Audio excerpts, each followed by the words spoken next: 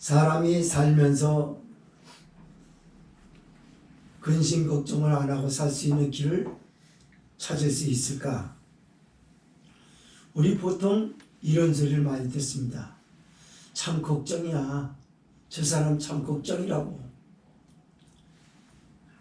이런 말은 어디서 나옵니까?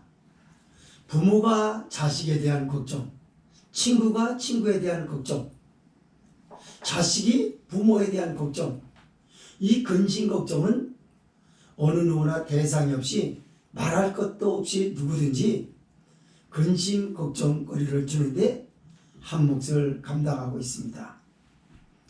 의사들은 질병의 절대 원인은 바로 근심 걱정, 스트레스에 있다고 합니다. 그래서 웬만하면 걱정하지 말고, 근심 걱정하지 말고 스트레스를 받지 말아라. 그것이 자기 건강을 관리하는 데 도움이 된다고 말합니다. 그런데 뭐 그런 것들은 말할 것도 없고, 근심 걱정이라는 게 사람한테 과연 도움이 될까? 근심 걱정은 사람을 기만합니다. 아무것도 하지 않으면서 뭔가를 하는 것처럼 착각을 일으키고, 절대 해야 할 일들은 하지 않고 근심 걱정만 하고 있다는 거죠. 예를 들자면 아프리카 오지의 사람이 기아에 허덕여 걱정이 된다면 그는 당장이라도 작은 모금이라도 정성스럽게 준비하여 거기 보내야 합니다. 그리고 이제는 근심 걱정하지 말아야 돼요. 보냈으면 근심 걱정하지 말아야 됩니다. 돈이 필요한 사람이 빚을 져서 빨리 빚을 갚아야 하는 사람이 돈 벌 생각을 안 하고 근심 걱정만 하고 있단 말이에요. 그건 말도 안 되는 거예요. 게으름만 피고 근심 걱정하고 돈 없다고 하고 언제 빚을 갚냐라고 그러면서 원망하고 그럽니다. 그것은 그 사람에게 근심 걱정이라는 건 아무 의미가 없어요. 여러분, 근심 걱정이라고 하는 걸 전문적으로 풀었던 심리학자들의 말을 들어보면 이렇게 말했습니다. 40%의 근심 걱정은 일어나지 않은 일들에 대해서 하는 것이고, 30%는 지나간 일들에 하는 것이고, 그리고 건강에 해로운 걱정을 12%나 하고 있고, 사소한 걱정, 아무것도 하지 말아야 될 걱정은 10%이고, 82% 나머지 8%는 정말 해야 될 근심 걱정인데도 불구하고 그건 또 안 한다라고 이렇게 말합니다. 맞습니다. 오늘 본서는 예수 그리스도의 복음을 전하다가 빌립보 감옥에, 지금 로마 감옥에 갇혀 있는 바울 사도가 옥중 서신을 빌립보 교회에 써서 보낸 거예요. 그러니까 감옥에 갇혀 있는 사람이 편지를 보냈다라는 말입니다. 그러면 옥중 서신은 일반적으로 어떻게 나타나고 있습니까? 대다수 도움을 청하는 이야기입니다. 빨리 면회 좀 와달라. 그리고 나를 빨리 석방할 수 있는 묘책이 어디 있는지 찾아달라. 높은 사람을 만나서라도 나를 좀 빼달라. 여기 뭐가 없고 뭐가 없으니까 필요한 것들을 좀 보내달라. 이게 옥중 서신의 대체적인 내용들입니다. 그러나 바울은 주 안에서 내가 너에게 말하노니 기뻐하라. 내가 다시 말하노니 기뻐하라라고 말합니다. 왜 기뻐하라고 했을까요? 지금 빌립보 교회 성도들은 어느 교회보다도 영적으로 굉장히 성숙한 교회였어요. 그래서 바울이 감옥에 복음을 전하다가 감옥에 갇혀 있으니까 저를 석방해 주거나 어떻게 좀 해봐야 되는데 도울 수 있는 길이 없는 거예요.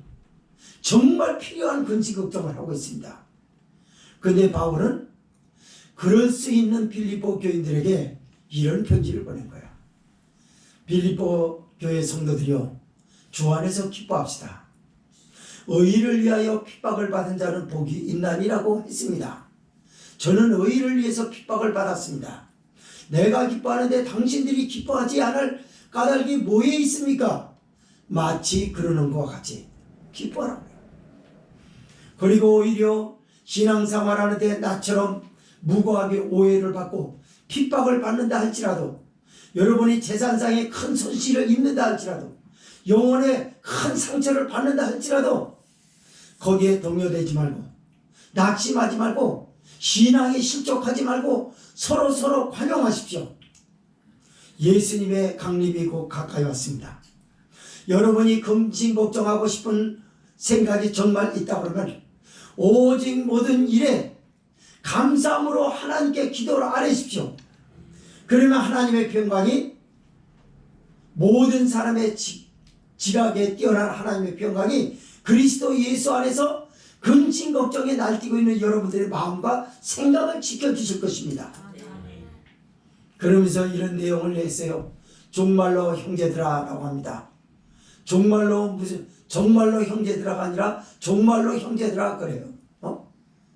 무엇에든지 참되며 무엇에든지 경건하며 무엇에든지 옳으며 무엇에든지 정결하며 무엇에든지 사랑할 만하며 무엇에든지 칭찬할 만하며 무슨 덕이 있든지 무슨 기림이 있든지 이것들을 생각하십시오. 당신들은 내게서 듣고 본 바를 행하십시오. 그러면 하나님이 함께 하실 것입니다. 내가 소식을 들어보니 당신들이 나에 대한 생각이 마치 겨울 동정기를 지나 봄을 맞이하여 싹을 틔운 색사처럼 저에 대해서 생각해 주는 것이 고마웠습니다. 여러분들이 지금까지 저를 생각했던 것을 표현으로 하지 못했던 것은 여러분들이 그럴 만한 이유가 있었던 것을 제가 충분히 압니다. 근데 오늘 기회가 돼서 마침 저에게 그런 마음을 저에게 보내주니 그 소식을 듣고 저는 감사할 따름입니다. 그러면서 바울이 얘기를 합니다.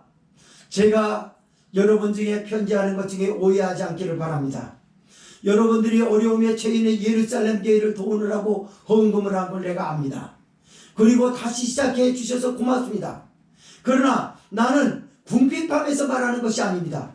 정말 돈이 없기 때문에, 그 물질이 없기 때문에 여러분들에게 도움을 청한다라고 오해하지는 마십시오. 나는 원래 배고프며 배부르며 모든 궁핍의 일체의 비결을 배운 사람이라고 말합니다. 그러면서 내게 능력 주는 자 안에서 모든 것을 이제까지 해왔기 때문에 여러분들에게 드리는 말씀이다 라고 하는 거예요. 이게 오늘 본서의 전체적인 내용이에요.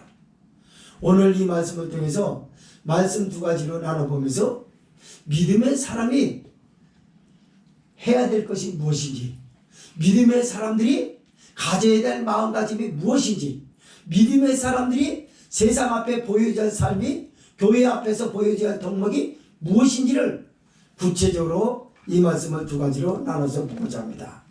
첫째로 4절에서 9절은 모든 지각에 뛰어난 하나님의 평강이 예수 그리스도 안에서 성도의 마음과 생각을 지키게 될 것에 대한 기도를 하라. 두 번째 10절에서 13절은 내게 능력 주시는 자 안에서 모든 것을 할 수 있다라는 믿음을 가져라, 이런 말입니다. 4절에서 9절 읽습니다. 시작. 주 안에서 항상 기뻐하라. 내가 다시 말하노니 기뻐하라. 너희 관용을 모든 사람에게 알게 하라. 주께서 가까우시니라. 아무것도 염려하지 말고 오직 모든 일에 기도와 간구로 너희 구할 것을 감사함으로 하나님께 아뢰라. 그리하면 모든 지각에 뛰어난 하나님의 평강이 그리스도 예수 안에서 너희 마음과 생각을 지키시리라. 정말로 형제들아, 무엇이든지 참되며 무엇이든지 경건하며 무엇이든지 옳으며 무엇이든지 정결하며 무엇이든지 사랑할 만하며 무엇이든지 칭찬할 만하며 무슨 덕이 있든지 무슨 기름이 있든지 이것들을 생각하라. 너희는 내게 배우고 받고 듣고 본 바를 행하라. 그리하면 평강의 하나님이 너와 함께 계시리라. 아멘.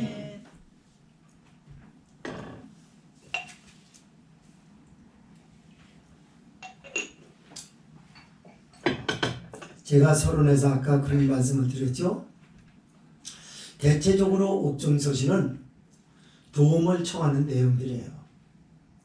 우리는 그런 얘기를 많이 들어봤을 거예요.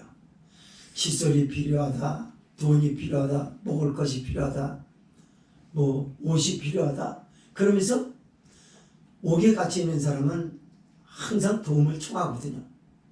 그리고 그 옥에 갇혀 있는 사람 대부분들은 자기가 범죄해서 들어간 것이지 억울해가지고 억울한 누명을 써서 들어간 사람은 극히 드뭅니다. 그러나 바울은 그 전자도 후자도 아닙니다. 영혼을 사랑해서 예수님을 전하다가 감옥에 갇혀 있는 거예요. 그래서 감옥에 갇혀서 지금 고생을 하고 있습니다. 빌립보 교회 성도들은 바울이 어떠한 사람인지 너무나 잘 압니다.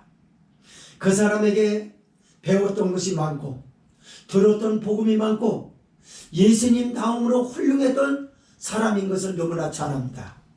그런 사람이 이유 없이 감옥에 갇혔다고 한 것 때문에 빌립보 전교회 성도들은 근심하고 걱정하는 겁니다.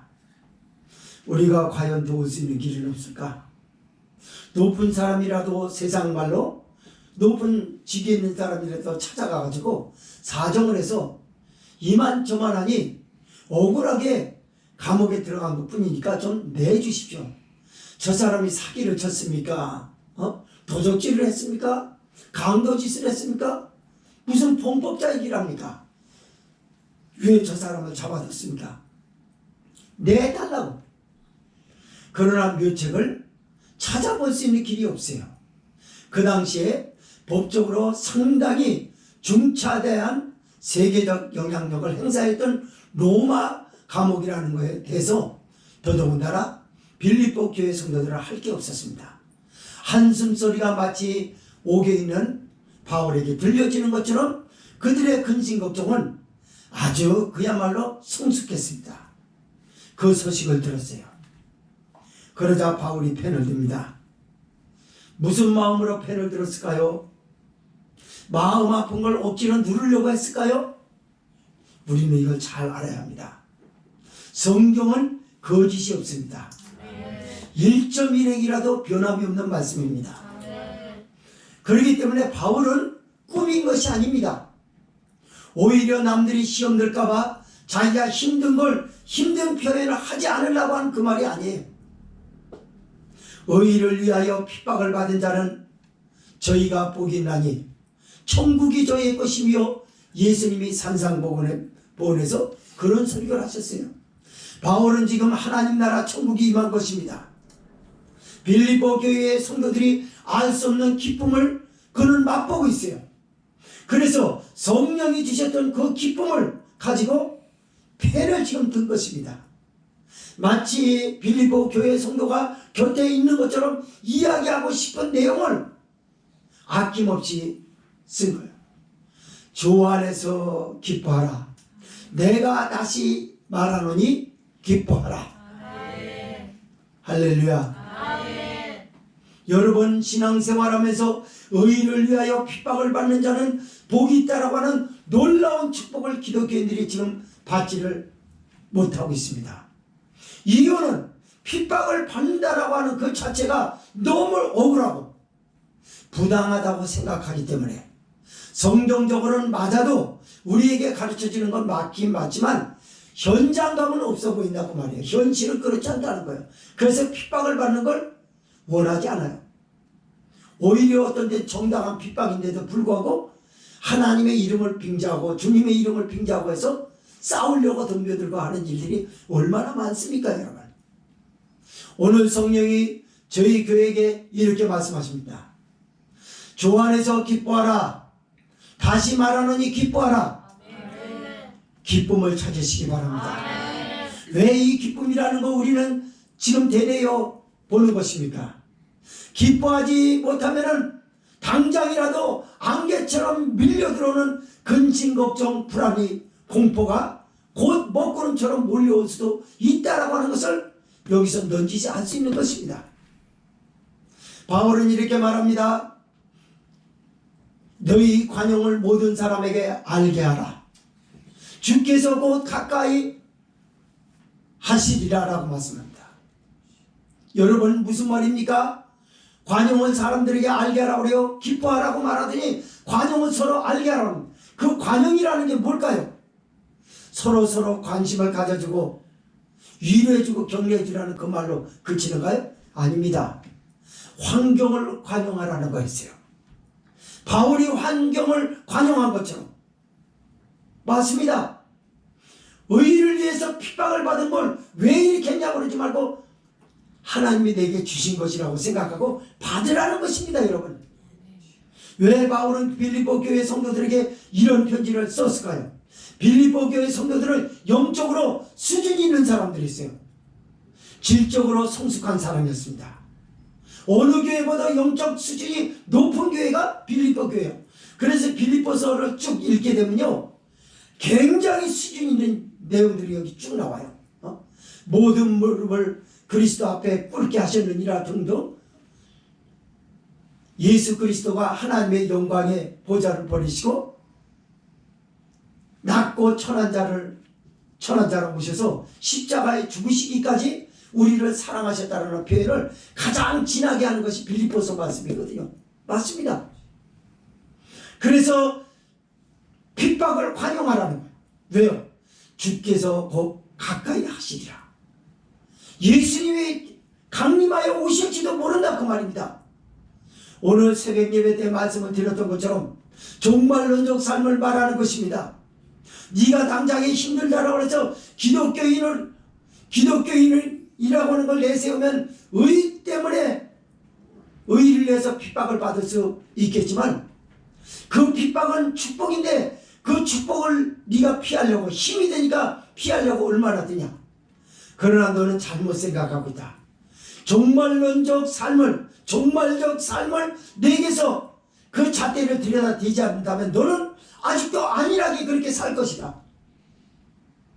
오늘날 수도 없는 사람들이 쓸데없는 일에 근심 걱정을 해요. 아까 어떤 전문가의 말처럼 지나간 일들에 걱정하고 일어나지 않은 일들에 걱정하고 사소한 일에 걱정하고 건강에 해로운 것 때문에 해로운 걱정만 하고 있고 진정으로 해야 될 8%의 근심 걱정은 정말 해야 될 때는 안 합니다.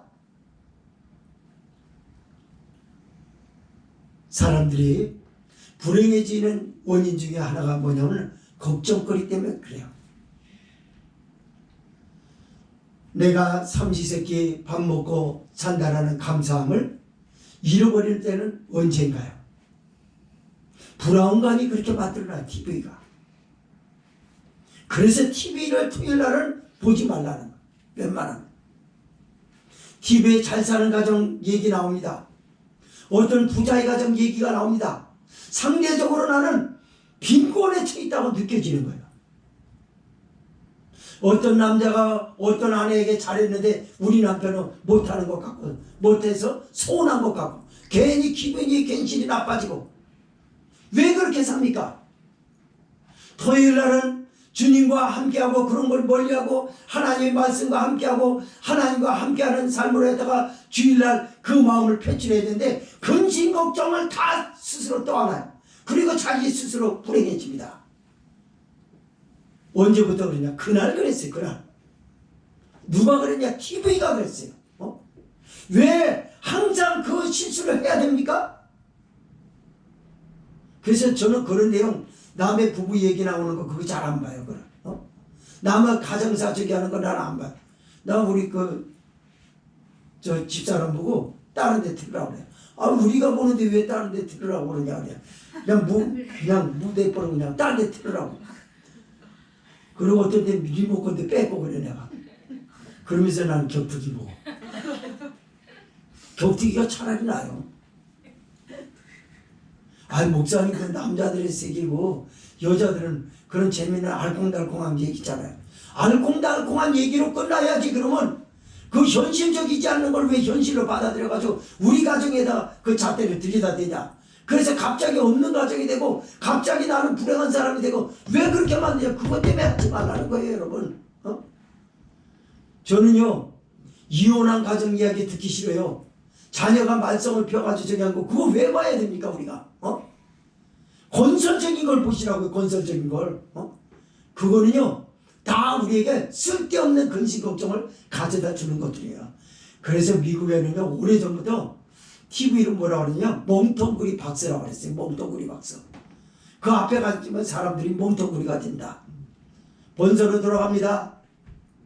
너희 관용을 사람들에게 알게 하고 서로 관심을 주고 사랑하는 것도 맞지만 핍박을 받고 그런 거에 대해서 멀리하려고 들지 말라는 거 관용하라는 거예요. 십자가를 지라는 말이죠.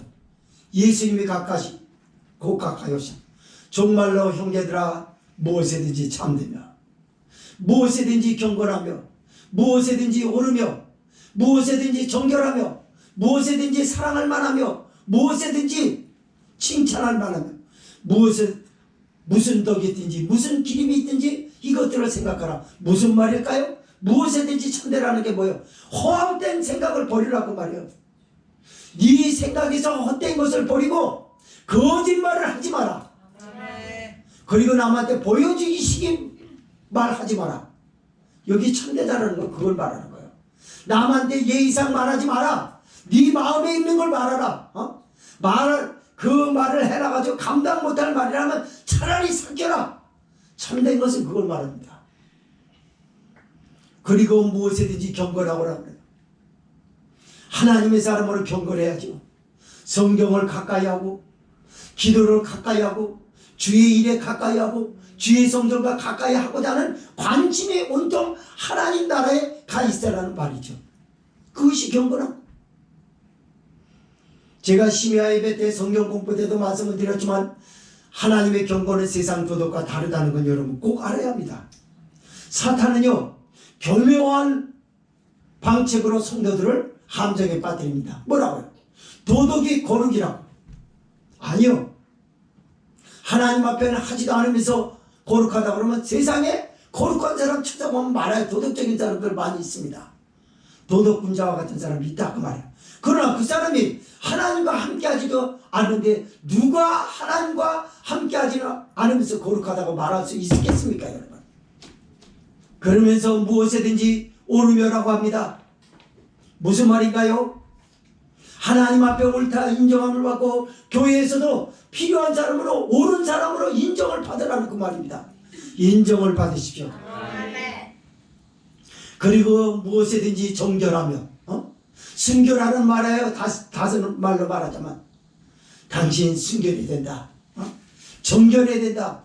마음이 청결한 자는 저희가 하나님의 아들이라 일컬음을 받을 것이며. 아멘. 아멘. 맞습니다. 정결하라는 거예요. 아멘. 그리고 무엇이든지 사랑할 만하며 라고 말합니다.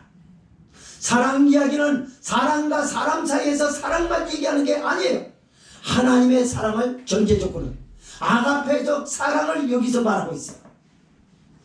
우리 예수님이 조건 없이 우리를 구하시기 위해서 십자가에 죽으셨던 그 사랑을 본받고 그것을 함께 보여주라 그 말입니다. 무엇이든지 칭찬할 만하며 참 저 사람 참 좋은 사람이었어. 칭찬을 받는 여러분 되시기 바랍니다. 앞에 열거한 말씀들이 그거 아닙니까? 거짓말하지 않고 무책임한 하지 않고 하나님 성전과 가까이 하고 하나님과 가까이하는 경건함을 보여주죠. 하나님 앞에 사람 앞에 옳다 인정함을 받죠. 마음이 순결하죠. 정결하죠. 하나님의 자녀답죠. 그러니까 당연히 사랑할 만한 칭찬받을 만하죠. 그런 칭찬을 받아. 무슨 덕이 있든지 무슨 기림이 있든지. 덕이라는 건 뭘까요? 지금까지 설명했던 것들을 총망라해가지고 그 덕을 교회와 세상 앞에 보여주라는 그 말이에요. 그리고 기림이 있다는 건 뭘까요? 두고 신봉할 정도로 존경하는 것들. 누구를 존경합니까? 예수님을 존경하는 것이고 성도 간에 성도들을 서로 존중을 해주는 거고 그 말. 이것들을 생각하라. 사랑하는 성도 여러분, 예수님의 사람은요, 예수님을 믿는 사람은요 생각이 고차원적이고요, 예수님을 믿는 사람이 대답하는 시선은 그 성경 지명도라고 하는 건 일반적인 것과 비교되지 않을 정도로 멀리 보게 되어 있습니다. 사람이 근심하고 걱정하는 건 뭐냐면 멀리 보지 못해서 그래요. 항상 당장에 지금 나에게 발목이 될 만한 거, 장애물이 될 만한 그것만 보고 있는 거예요. 장애인을 너머에 저 대평원처럼, 왕의 대로처럼, 시온의 대로처럼 넓게 펼쳐진 축복의 앞날은 내다보지 못하고 바로 현장 앞에 있는 것만 보고 그러기 때문에 그래요. 그래서 바울이 그렇게 얘기한 거야. 사랑하는 성도들아, 차라리 근심 걱정할 일이 있다면 하나님 앞에 좀 기도하지 않을래? 6절 말씀 읽어볼까요? 7절 시작. 그리하면 모든 지각에 뛰어난 하나님의 평강이 그리스도 예수 안에서 너희 마음과 생각을 지키시리라. 염려하지 말래. 염려하지 말고 기도하라는 거예요. 근심 걱정할 일이 있으면 그걸 가지고, 그 힘을 가지고 기도해라.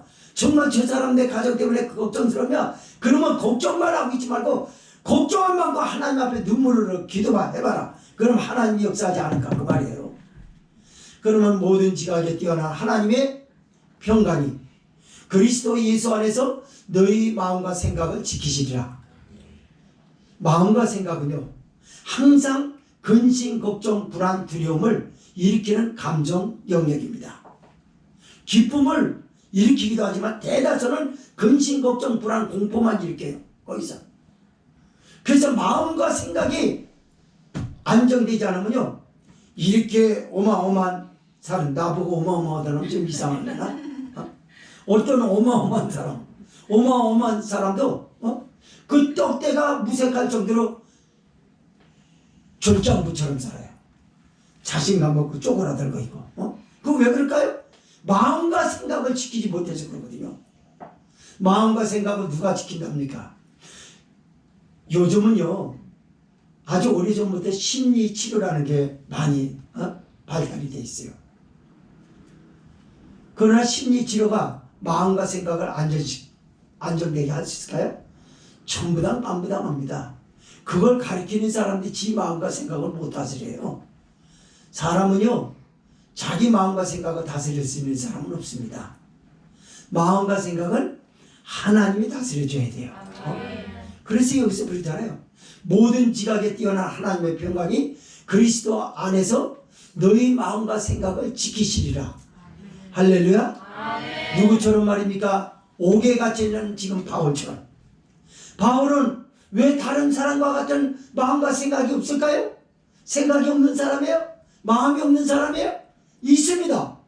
그러나 이미 의를 위하여 핍박을 받은 자는 복이 있나니 천국이 저희의 것이며 라고 하는 천국을 소유한 사람이기 때문에 천국이 그 마음과 생각이 채워진 거예요.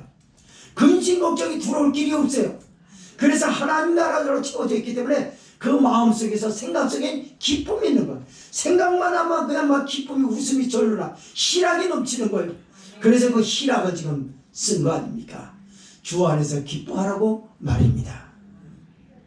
성도 여러분, 하나님의 말씀을 들을 때 현실적이게 받아들이시기를 바랍니다. 하나님의 말씀으로 듣는 것뿐만이 아니라 하나님의 말씀이기 때문에 순종해가지고 경험하는 데까지 가시기 바랍니다. 누구처럼? 바울처럼.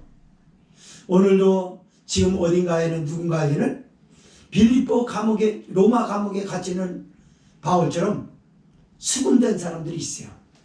경제적인 것에 수금된 사람이 있고, 질병에 수금된 사람이 있고, 여러 가지 알 수 없는, 일반적으로 사람들이 이해할 수 없는 것에 수금된 사람이 있어요. 그래가지고 그게 징크스가 돼가지고 거기에 깊이 빠져서 헤어나오지 못하고 있습니다. 거기에 그 사람이 기독교인이라면 이 말씀을 반드시 들어야 될 겁니다. 그 현실을 아프다고만 하지 말고 내 것으로 관용하라고 말입니다. 여러분, 언젠가도 말씀을 드렸습니다만 암을 극복한 사람들, 뭐 기독교인뿐만이 아니라 일반적인 사람들도 얘기하는 것 중에 대다수 많이 나오는 말이 뭔지 아세요? 암을 벗으로 여기라. 여러분, 암 걸린 사람한테 벗으로 여긴다는 거 참 힘든 얘기입니다. 이런 말이 있죠. 고난을 감당할 힘이 없거든 즐겨라. 이런 말을 들어보셨습니까? 감당 못하겠는데? 그럼 즐겨라. 못하겠는데? 그러면 감당도 못하고 즐기지도 못하면 아무것도 못해? 그러면 그냥 고난에 네 스스로 저기 처해 있어. 그래서 암을 극복한 사람들의 대다수 그렇게 말해요. 암을 보스를 여겼다고. 그래서 평생 죽을 때까지 나와 함께한 친구라고. 그게 무슨 말인지 잘 들어보세요. 그것 때문에 불안해하지 않고 근심 걱정 안 하겠다고 말이에요. 현실로 받아들이겠다는 거. 관용은 그 말입니다. 현실적인 걸 자꾸 아니라고 말하면 안 돼요. 회피하면요. 그러면 거기 수군되는 거예요, 사람이. 여러분, 사람이 어디에 수군되는 거 왜 되는지 아세요? 그 자기 현실인데 현실 도피자들이 그런 거예요. 현실 도피자들은 갈 데가 어디 있습니까? 없어요. 그 폭이 많지 않습니다. 출구가 많지 않아요. 그리고 잠시 후에 얼마 안 있다가 목숨을 내던집니다. 왜요? 길이 없으니까 쫓겨다니다가 그렇게 하거든요. 현실로 받으십시오. 고난을 내 것으로 받으십시오. 그 고난은 고난으로 끝이는 게 아니에요. 그 넘어 있게 될 하나님의 역사적인 축복의 소망을 멀리도 내다 보십시오. 그리고 마음과 생각을 지키시는 하나님의 은혜로 모든 걸 뛰어넘으시기를 주의 이름으로 부탁을 드립니다. 두 번째 말씀입니다. 10절에서 13절 말씀이에요. 내게 능력 주는 자 안에서 모든 것을 감당할 수 있는 힘 말입니다.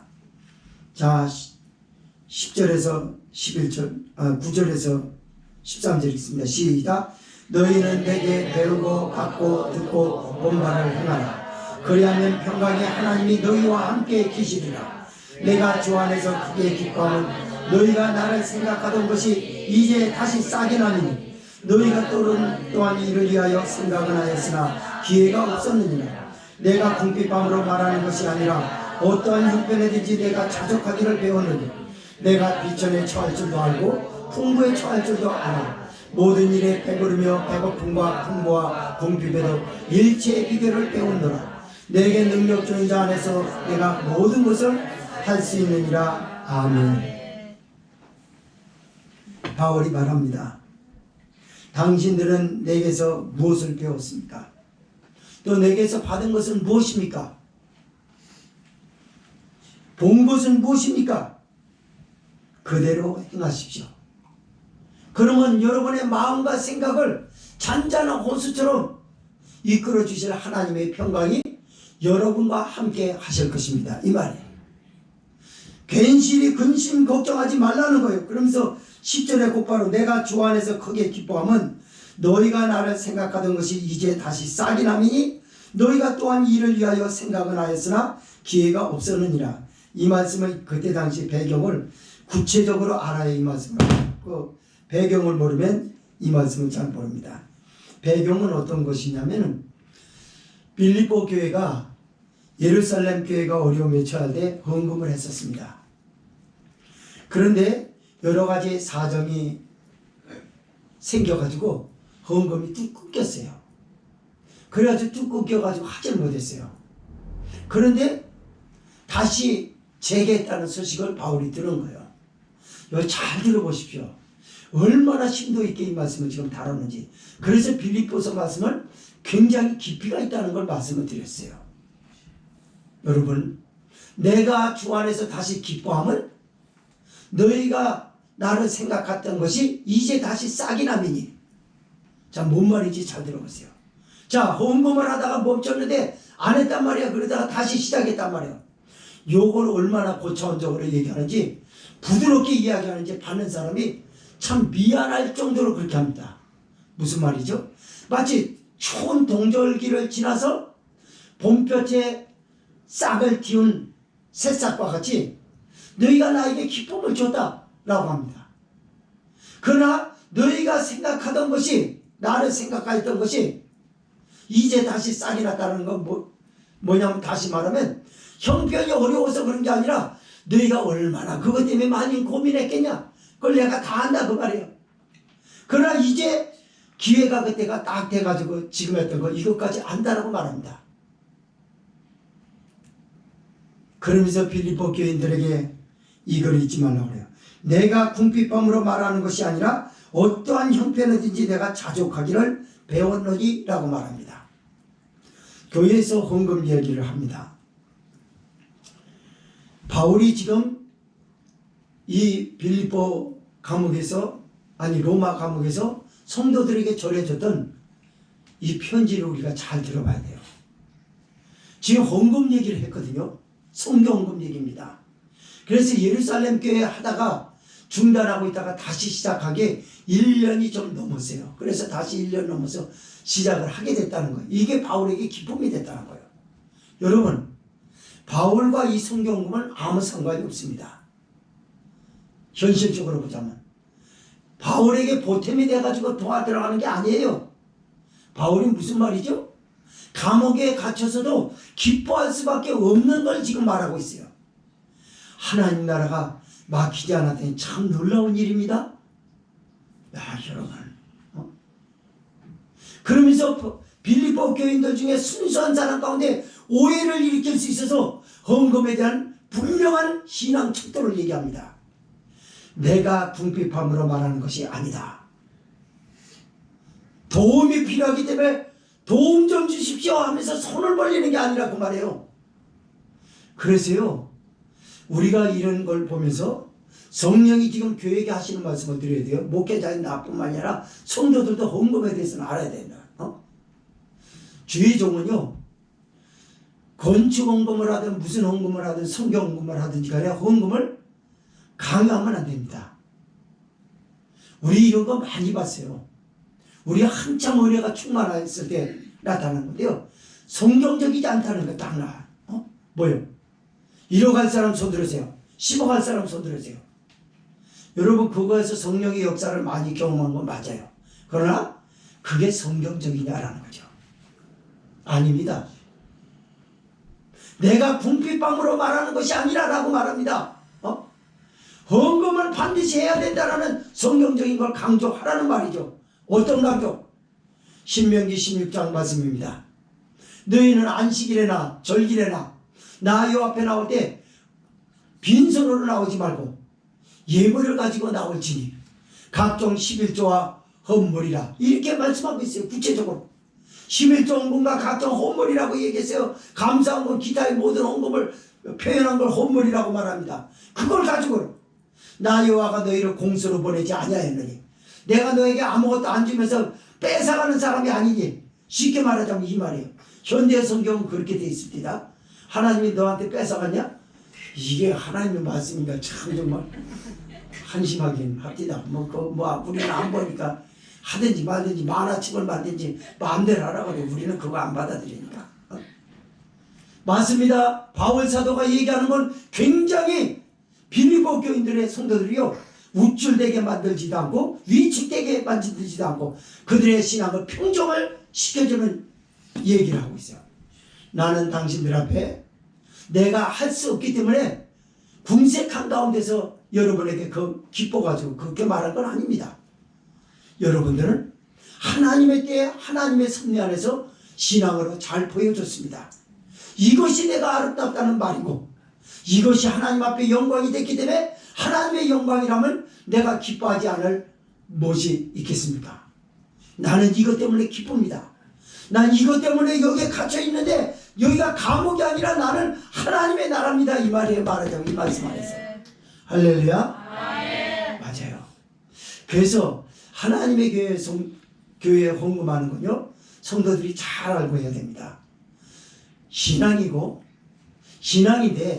믿음의 분량에 따라 헌금을 하는데 신앙에 예의라는 게 있어요. 헌금에 예의라는 게 있다고요. 여러분, 식사비도 안 되는 돈을 미리 준비하지 못해서 어디 다른 데 갔다가 헌금하게 되면 1,000원도 드리고 동전도 드릴 수 있죠. 100원짜리도 드릴 수 있고. 그런데 두둑히 있고 어저께 귀한 손님 많아서 몇십만 원짜리 음식을 잘 포잡수시고 교회 와서 헌금 없다고 뒤적거리면서 많은 큰 돈 내기 힘드니까 속으로 밀고 그러다가 5,000원짜리 딱 하나 내가지고 그건 헌금이 아니에요. 아예 집에서부터 준비해 왔어야죠. 그래서 교회에 와서 헌금을 준비하는 건 옳은 게 아닙니다. 여러분, 준비를 해갖고 와야죠. 준비. 하나님은 은밀한 중에 그 사람의 마음을 보시는 분이에요. 그냥 아무 준비도 없다고 와가지고 그냥 뭐 부랴서랴 뭐 서비스 하듯이 뭘 봉사하듯이 이거 아닙니다, 여러분. 내가 궁핍함으로 하는 것이 아니라라고 바울이 분명히 강조하고 성령님은 이걸 통해서 우리에게 그렇게 말씀하는 거예요. 하나님이 무슨 뭐 없어서 목회자들을 도와주라 그래서 구제를 해달라고 손 벌려서 거기다 너희가 마치 구제 헌금을 던지듯이 던지는 것처럼 헌금할 생각하지 말라는 거예요.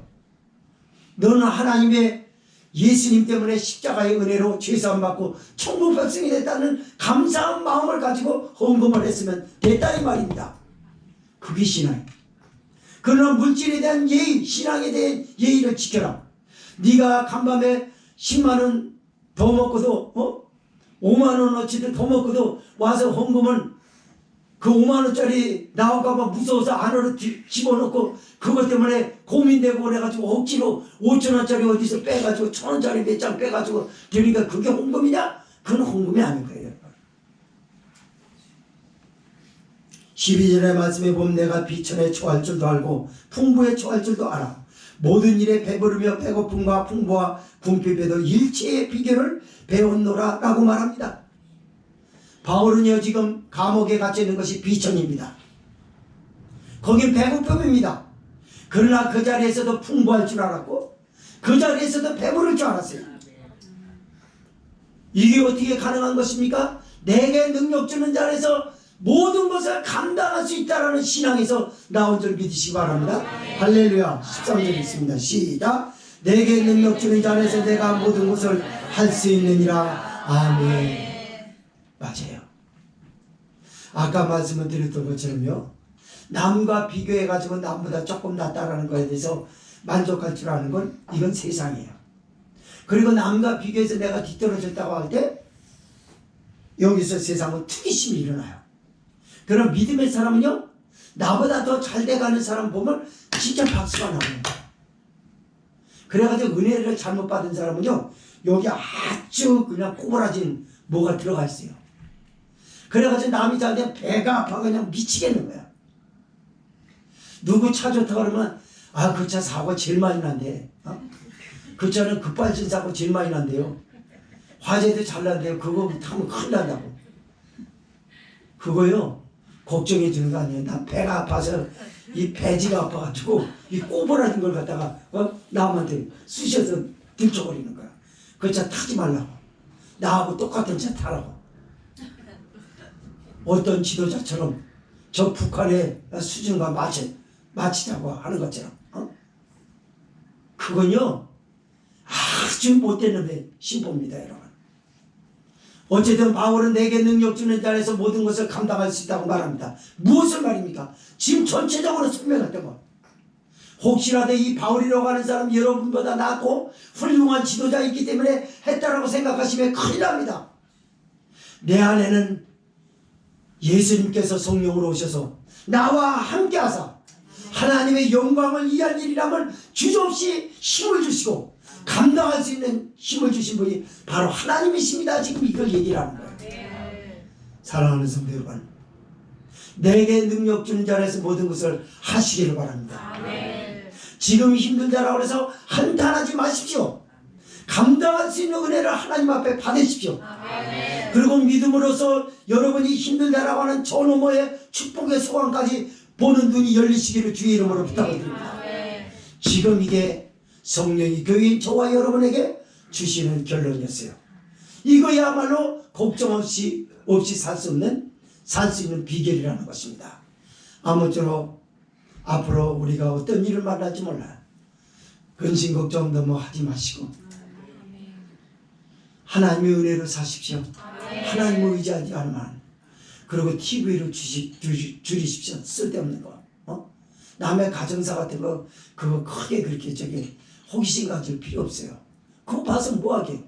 교육적인 건 괜찮아요. 정서적으로 안정될 만한 그런 여행라든가 이런 건 괜찮아요. 보지 말라는 게 아니라 그런 건 안 된다고 말이에요. 그건 우리에게 마이너스를 주지 플러스 알파가 거기서 찾을 게 아무것도 없습니다.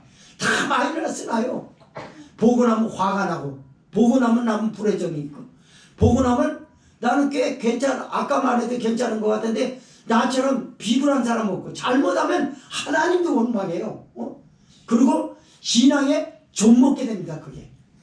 그래서 내가 하나님의 사람이 왜 나는 이래? 이렇게 되는 거예요. 그래서 걱정 없이 살아갈 수 있는 비결은 내게 능력 주는 자 안에서 모든 걸 감당할 수 있다라는 고백을 하시기 위해서 꼭 주님만 의지하는 저와 여러분이 되어야 될 줄 믿습니다. 동성으로 기도합니다.